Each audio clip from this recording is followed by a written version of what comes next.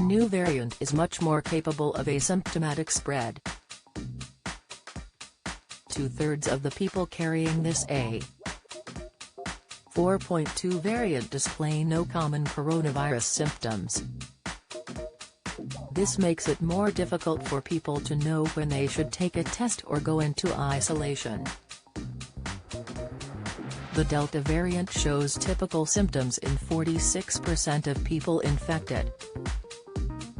The normal symptoms by which the coronavirus is recognized are a persistent cough, fever and loss of taste and smell. Professor of Statistical Epidemiology at Imperial College London, Christy Donnelly believes these asymptomatic infections make it more infectious. He stated, "Is absolutely the case that if people are waiting for symptoms to do a test and to therefore identify that they are infected, and therefore cut back their contacts, being asymptomatic may facilitate transmission. It is asymptomatic transmission that really can make the difference between what's relatively easily containable and what needs vaccination." Pfizer booster shot, the unexpected side effect after third dose, Pfizer finding the spread of A4.2 and other new variants comes alongside new data suggesting English coronavirus rates have risen to similar levels than we found in the peak of the second wave, seen in January of this year. The time period of mid-October to early November saw a prevalence of 1.57%, the same as January, and a significant increase over the 0.83% seen in September. The greatest rate of infections were found among school-aged children between 5 and 17. This analysis has been made available as a preprint but has not received peer review or seen publishing in a journal.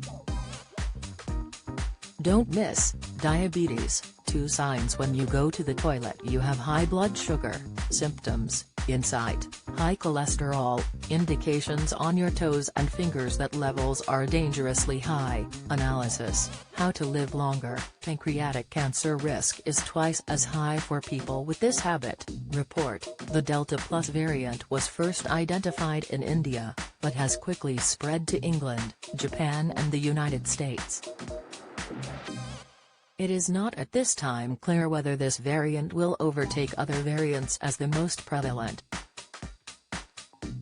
There is no current evidence suggesting that this variant is able to bypass the vaccine. Breakthrough cases that have occurred with the Delta variant are milder and have a shorter contagious period.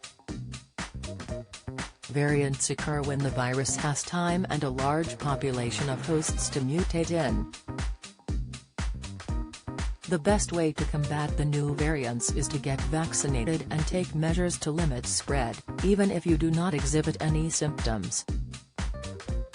Hand washing, social distancing and mask wearing have continued to prove effective measures for limiting the spread of the virus. As the Delta variant is the current most prevalent, believe that subsequent variants will descend from it. The U.S. Center for Disease Control is carrying out research to determine the ability for the Delta Plus variant to evade antibodies produced by the vaccine.